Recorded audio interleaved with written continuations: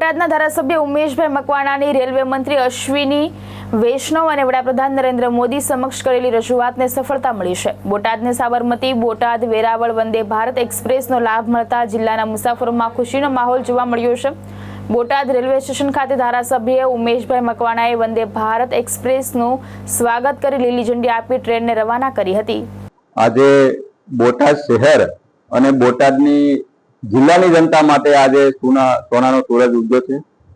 સતત રજૂઆતને કારણે આજે બોટાદની લાગણી માંગણીને કારણે માનનીય આ દેશના પ્રધાનમંત્રી શ્રી નરેન્દ્રભાઈ મોદી સાહેબ અને રેલ મંત્રી દ્વારા આજે બોટાદ ને જે નવું સોપાન બોટાદના ઇતિહાસમાં પ્રથમ વખત વંદે ભારત ટ્રેનની પ્રાપ્તિ થઈ છે। જે તમે જોયું છે કે ભાઈ સાબરમતીથી બોટાદથી સોમનાથ સુધીનો જે રૂટ આપણને આપ્યો છે, એના માટે પહેલા તો હું માનનીય પ્રધાનમંત્રી શ્રી નરેન્દ્રભાઈ મોદી સાહેબનો, રેલ મંત્રી શ્રીનો આભાર માનું છું અને સૌ બોટાદની જનતા વતી દિલથી માનનીય સાંસદશ્રીનો, ડીઆરએમ સાહેબનો અને સૌ રેલવેના કર્મચારીઓનો પણ હૃદયપૂર્વક આભાર માનું છું કે જેને બોટાદના ઇતિહાસમાં પ્રથમ વખત વંદે ભારત ટ્રેનનું આજે અમે લીલી ઝંડી આપી અને સ્વાગત કરવામાં આવ્યું છે।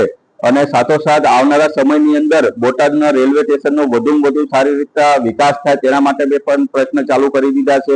આગામી સમયની અંદર ભાવનગર, બોટાદ અને વડોદરા, સુરત અને મુંબઈ સુધીની એક વંદે ભારત ટ્રેનની મારી પ્રધાનમંત્રી અને માનનીય રેલ મંત્રી પાસે એક માંગણી કરી છે, જે અત્યારે હાલ પેન્ડિંગ છે। એવી જ રીતના બોટાદથી ભાવનગર, બોટાદ અને દિલ્હી સુધીની એક બીજી પણ વંદે ભારત ટ્રેન આપણે માંગણી કરી છે। એટલે આવનારા સમયની અંદર આ બંને ટ્રેન આપણને પ્રાપ્ત થઈ છે એવી પણ હું અપેક્ષા રાખું છું। અને સાથોસાથ ખૂબ આપણા ખુશીના સમાચાર છે કે હવે બોટાદથી સાબરમતી વચ્ચે ઇલેક્ટ્રિક ટ્રેન આપણે ચોક્કસ સમયમાં ચાલુ થવા જઈ રહી છે। તેના માટે પણ હું રેલવે તંત્રનો, ડીઆરએમ સાહેબનો અને સૌ રેલવેના કર્મચારીઓનો આભાર માનું છું કે હવે આપણે જે બોટાદથી સાબરમતી ટ્રેનનો જે સમય છે એ ખૂબ સ્પીડ પણ વધી જશે અને પર્યાવરણને પણ ખૂબ ફાયદો થવાનો છે।